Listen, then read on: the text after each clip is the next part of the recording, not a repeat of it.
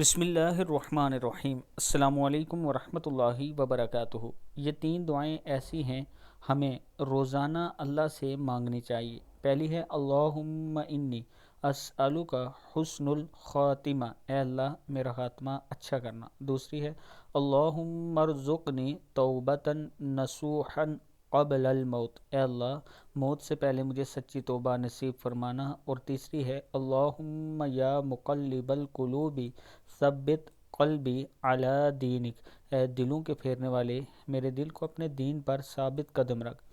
खुसूसियत के लिए, अपने लिए और पूरी इंसानियत के लिए इन दुआओं का एहतमाम कीजिए।